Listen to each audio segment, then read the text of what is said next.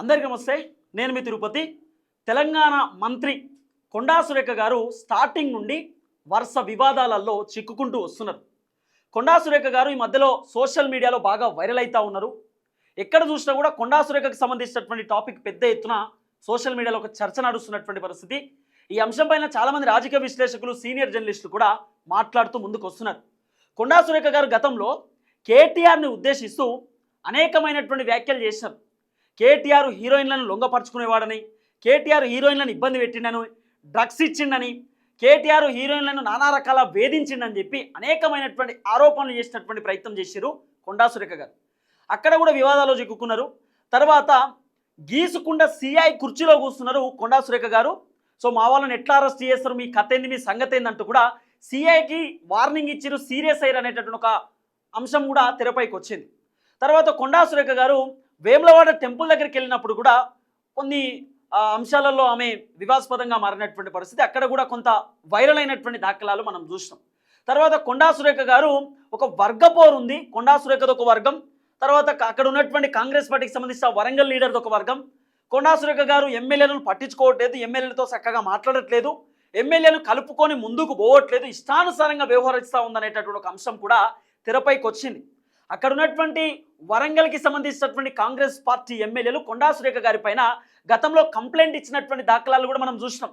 మా వాళ్ళని కొండా సురేఖ లాక్కునే ప్రయత్నం చేస్తూ ఉంది, మా దాంట్లో మాకే చిచ్చులు పెడతా ఉంది, సో కొండా సురేఖ ఎంత చెప్పినా వినట్లేదు, మమ్మల్ని సైడుకు పెడతా ఉంది, మమ్మల్ని పక్కన పెడతా ఉంది, సో ఎమ్మెల్యేలను ఇబ్బంది పెడతా ఉంది కొండా సురేఖ అనేటటువంటి ఒక అంశాన్ని అక్కడ ఉన్నటువంటి ఎమ్మెల్యేలు ఢిల్లీ హైకమాండ్కి సైతం కంప్లైంట్ ఇచ్చారు అనేది కొంత సోషల్ మీడియాలో గతంలో వినబడినటువంటి వార్త.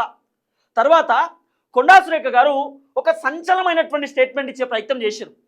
ఎంటైర్ కాంగ్రెస్ పార్టీలో ఉన్నటువంటి మంత్రులను అడ్డంగా ఇరికించేటటువంటి ప్రయత్నం చేసింది. కొండా సురేఖ గారు మాట్లాడినటువంటి మాటలు ఇప్పుడు సోషల్ మీడియాలో విపరీతంగా వైరల్గా మారినటువంటి పరిస్థితి. ఒక మంత్రి పదవిలో ఉన్నటువంటి వ్యక్తి ఇట్లా మాట్లాడడం కరెక్టేనా? ఆమె కూడా మంత్రే. తర్వాత అక్కడ ఉన్నటువంటి వాళ్ళ తోటి ఉన్నటువంటి వ్యక్తులు కూడా మంత్రులే. దాదాపు 12 మంది మంత్రులు ఉన్నారు ఈ తెలంగాణ రాష్ట్రంలో. 18 మంది ఉండాలి మంత్రులు, కానీ ఇంకా 6 మంత్రి పదవులు కన్ఫర్మ్ చేయలే, కేవలం 12 ఉన్నాయి. ఈ 12 మంత్రి పదవులలో ఉన్నటువంటి ఒక మంత్రిలో కొండా సురేఖ కూడా ఒక మంత్రి, దేవాదాయ శాఖ మంత్రి, ఫారెస్ట్ మినిస్టర్ కూడా చెప్తుంది. అయితే ఆమె మాట్లాడుతున్నటువంటి మాటలు ఇప్పుడు వివాదాస్పదంగా మారినటువంటి పరిస్థితి. సో కొండా సురేఖ గారు మాట్లాడినటువంటి మాటలపైన కాంగ్రెస్ పార్టీకి సంబంధించినటువంటి మంత్రులు కూడా సీరియస్ అవుతున్నటువంటి పరిస్థితి. చాలామంది సోషల్ మీడియాలో ఉన్నటువంటి నెటిజన్లు కూడా కొండా సురేఖ గారి పైన ఆగ్రహం వ్యక్తం చేస్తూ ఉన్నారు. ఇట్లా మాట్లాడడం ఏంది? నిజంగా మీరు అవినీతి పరులేనా? మీరు నిజంగా అవినీతి చేస్తూ ఉన్నారా? డబ్బులు తీసుకొనే మీరు ఫైళ్ళ మీద సంతకాలు పెడతారా? డబ్బులు తీసుకొనే మీరు కాంట్రాక్టర్లకు కాంట్రాక్ట్ ఇచ్చేటటువంటి కార్యక్రమం చేస్తారా అంటూ కూడా చాలామంది కొండా సురేఖ గారు మాట్లాడినటువంటి మాటలపైన కౌంటర్ ఇస్తున్నారు. ఆమె ఏం మాట్లాడింది అనేది ఒకసారి మనం చాలా క్లియర్గా చూసేటటువంటి ప్రయత్నం చేద్దాం. ఎందుకంటే వరుస వివాదాల్లో చిక్కుకుంటూ వస్తూ ఉన్నారు కొండా సురేఖ గారు. స్టార్టింగ్ నుండి వివాదాస్పదమైనటువంటి వ్యాఖ్యలు చేయడం, తర్వాత వివాదాలలో చిక్కుకుంటూ రావడం, అనేకమైనటువంటి అంశాలు నడుస్తున్నాయి. గతంలో ఫుడ్ పాయిజన్ అయినప్పుడు కూడా కొండా సురేఖ గారు కురుకురే తిన్నారు కాబట్టి అట్లా జరిగిందనేటటువంటి మాటలు ఆమె చెప్పింది. తర్వాత అక్కడ ఉన్నటువంటి టీచర్లకు, సార్లకు ఎవరికీ జరగలే కదా, మరి పిల్లలకి ఎట్లా జరిగింది అనే ఒక అంశాన్ని కూడా ఆమె తెరపైకి తీసుకొచ్చే ప్రయత్నం చేసింది. ఇవన్నీ కూడా ఒక్కొక్కటి వివాదాస్పదమైనటువంటి వ్యాఖ్యలు ఉన్నాయి. సరే ఒకసారి చూద్దాం కొండా సురేఖ గారు ఏం మాట్లాడారు ఏందనేది. ఇగో, నా దగ్గరికి కొన్ని కంపెనీలవి క్లియరెన్స్ కోసం అని చెప్పి ఫైల్స్ వస్తూ ఉంటాయి. మామూలుగా మంత్రులు అట్లాంటి ఫైల్స్ వచ్చినప్పుడు డబ్బులు తీసుకొని క్లియరెన్స్ ఇస్తూ ఉంటారు. నేనన్నా మాకు ఒక న్యాయ పైసా మీరు ఇవ్వాల్సిన అవసరం లేదు, మీరు సమాజ సేవ చేయండి, మా స్కూల్ ఒకటి డెవలప్ చేయండి, మా పేరు మీద అది మీ పేరు గుర్తుండిపోతుంది అని చెప్పినప్పుడు వాళ్ళు మేము పై వాళ్ళతో మాట్లాడాలి మేడం, మా చేతుల్లో లేదు అని సంఘాలు జరిగింది. సో విన్నారా కొండా సురేఖ గారు మాట్లాడినటువంటి మాటలు విన్నారు కదా. మామూలుగా ఏదైనా ఫైళ్ళ మీద సంతకాలు పెట్టాలంటే, ఎవరైనా కంపెనీ వాళ్ళు వచ్చి మాకు కాంట్రాక్ట్ కావాలన్నా, వాళ్ళకి ఏమైనా పని చేసి పెట్టాలన్నా మంత్రులు సాధారణంగా డబ్బులు తీసుకుంటారు. కానీ నేను ఒక్క రూపాయి కూడా తీసుకోలే, నేను ఉత్తగానే సంతకం పెట్టినా, ఫ్రీగా సంతకం పెట్టినా, మీరు ప్రజల కోసం పనిచేయండి అని చెప్పినా, కాబట్టి నేను అట్లా ఉంటా, అంత నిజాయితీగా ఉంటా అనేటటువంటి ఒక మాట చెప్పినారు. అంటే మిగతా మంత్రులట డబ్బులు తీసుకుంటారట కొండా సురేఖ గారు చెప్తున్నటువంటి మాట. అంటే ఇప్పుడు ఆమె చెప్తున్న మాట ఏంది? మంత్రులందరూ పైసలు తీసుకొనే వాళ్ళు సంతకాలు పెడతారు, మంత్రులు పైసలు తీసుకున్నాక ఫైళ్ళు కదులుతాయి, పైసలు తీసుకోకపోతే ఫైళ్ళు కదలై అనేటటువంటి తరహాలో ఆమె మాట్లాడే ప్రయత్నం చేసింది. ఇప్పుడు ఆమె మాట్లాడినటువంటి మాటలు సోషల్ మీడియాలో అత్యంత పూర్తి స్థాయిలో వైరల్ అవుతున్నటువంటి పరిస్థితి. వివాదాస్పదమైనటువంటి వ్యాఖ్యలు అన్నట్టుగానే చాలామంది చూస్తూ ఉన్నారు. ఇప్పుడు మంత్రులను అడ్డంగా ఇరికించేటటువంటి కార్యక్రమం చేసింది. ఇప్పుడు గతంలో బట్టి గారి పైన అనేకమైనటువంటి ఆరోపణలు వచ్చినాయి. కాంట్రాక్టర్ల దగ్గర బట్టన్న ఆ పెండింగ్ బిల్లులు ఇవ్వాలంటే 20% కమిషన్లు తీసుకుంటుండని, పొంగులేటి శ్రీనివాస్ రెడ్డి అనేకమైనటువంటి దందాలకు పాల్పడుతున్నాడని, చాలామంది మంత్రులు అవినీతికి పాల్పడుతున్నారనేటటువంటి అనేకమైనటువంటి ఆరోపణలు వచ్చినాయి.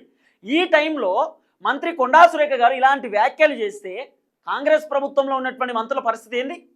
ఆల్రెడీ మంత్రులు అవినీతి చేస్తున్నారు, వాళ్ళ అనుచరులు అవినీతి చేస్తున్నారు, అవినీతి పరులు అత్యంత ప్రమాదకరంగా తయారయ్యారు, మొత్తం డబ్బులు దోచుకుంటా ఉన్నారు, భూములు కబ్జాలు పెడుతున్నారు అనేటటువంటి పెద్ద చర్చ నడుస్తుంది. ఈ టైంలో కొండా సురేఖ గారు మంత్రులు అవినీతి చేస్తున్నారు అనేటటువంటి టైప్లో మాట్లాడితే పరిస్థితి ఏంది? ఇప్పుడు మంత్రులను నమ్మాలన్నా వద్దా? ఇప్పుడు కొండా సురేఖ గారు మాట్లాడినటువంటి ఈ మాటల వల్ల మొత్తం మంత్రులు అడ్డంగా ఇరుక్కుపోయారు. ఇప్పుడు ఆమె ఏమంటుంది, మంత్రులు సాధారణంగా డబ్బులు తీసుకొని బిల్లుల పైన సంతకాలు పెడతారు, ఫైళ్ళ పైన సంతకాలు పెడతారు, నేను ₹1 తీసుకోలే అంటుంది. ఒకసారి వీడియో పిన్ టు పిన్ మళ్ళీ వినే ప్రయత్నం చేయండి ఏమంటుందో. నేను ఒక ఫారెస్ట్ మినిస్టర్ గా ఉన్నాను కాబట్టి నా దగ్గరికి కొన్ని కంపెనీలవి క్లియరెన్స్ కోసం అని చెప్పి ఫైల్స్ వస్తూ ఉంటాయి. మామూలుగా మంత్రులు అట్లాంటి ఫైల్స్ వచ్చినప్పుడు డబ్బులు తీసుకొని క్లియరెన్స్ ఇస్తూ ఉంటారు. నేనన్నా మాకు ఒక న్యాయ పైసా మీరు ఇవ్వాల్సిన అవసరం లేదు, మీరు సమాజ సేవ చేయండి. సాధారణంగా ఏదైనా కంపెనీలు క్లియరెన్స్ ఫైల్స్ కోసం మా దగ్గరకు వస్తారు, ఫైల్స్ క్లియర్ చేయమని చెప్పి. సాధారణంగా మంత్రులు డబ్బులు తీసుకుని ఆ ఫైల్స్ మీద సంతకాలు పెడతారు, ఆ ఫైల్స్ క్లియర్ చేస్తారు.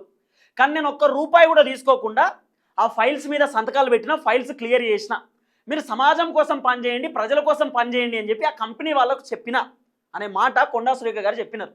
ఇప్పుడు ఈ మాటలను మనం ఎట్లా అర్థం చేసుకోవాలి అంటే, మంత్రులందరూ అవినీతి పరులు, మంత్రులందరూ దందాలు చేస్తారు, మంత్రులందరూ పైసలు తీసుకొనే పనిచేస్తున్నాను అనుకో అన్న. ఇట్లా ఇప్పుడు కొండా సురేఖ గారు చెప్పినటువంటి వ్యాఖ్యలు అట్నే ఉన్నాయి కదా. అంటే మంత్రులు మొత్తం అవినీతి పరులే, మంత్రులు మొత్తం దందాలు గిందాలకు పాల్పడుతున్నారు, తెలంగాణ ప్రజలు రక్తం తాగుతున్నారు అనుకో అన్న. ఇట్లా కబ్జాలు పెడుతున్నారు అనుకో అన్న. ఇట్లా ఇప్పుడు ఉన్నటువంటి మంత్రులందరూ ఇరికిచ్చే ప్రయత్నం చేసింది కొండా సురేఖ గారు. స్టార్టింగ్ నుండి వివాదాల్లోనే చిక్కుకుంటూ వస్తున్నది ఆమె. వరుస వివాదాల్లో కేటీఆర్ అంశం కానివ్వండి, సిఐ అంశం కానివ్వండి, వేములవాడ అంశం కానివ్వండి, తర్వాత ఎమ్మెల్యేలకు సంబంధించిన పంచాయతీ కానివ్వండి, ఇప్పుడు ఈ అంశం కానివ్వండి, గవర్నమెంట్ స్కూల్ అంశం కానివ్వండి, అన్నిట్లో కొండా సురేఖ గారు వరుస వివాదాల్లోనే వస్తున్నారు. ఆమె మాట్లాడే మాటలకు అసలు ఏంటి అర్థం, ఎందుకు ఇట్లా మాట్లాడుతుంది, ఆమె ఏం మాట్లాడుతుంది, ఆమెకు క్లారిటీ ఉందా అనేటటువంటి అంశాన్ని చాలామంది మాట్లాడుతూ ముందుకు వస్తున్నారు. కాబట్టి కొండా సురేఖ గారు మాట్లాడినటువంటి వ్యాఖ్యల పైన చాలామంది కాంగ్రెస్ పార్టీకి సంబంధించినటువంటి లీడర్లు ఆగ్రహం వ్యక్తం చేస్తున్నటువంటి పరిస్థితి. ఇట్లా మాట్లాడడం ఏంది, ఈమె మాట్లాడుతుంది కరెక్ట్ కాదు కదా అనేటటువంటి ఒక అంశాన్ని కూడా చాలామంది చెప్పేటటువంటి ప్రయత్నం చేస్తున్నారు. ఎందుకంటే ముఖ్యమంత్రి రేవంత్ రెడ్డి ఆయన PCC పదవి కొనడని, రేవంత్ రెడ్డి ఎమ్మెల్యే టికెట్లు అమ్ముకున్నాడు అనేటటువంటి అనేక ఆరోపణలు రేవంత్ రెడ్డి గారి పైన వచ్చింది.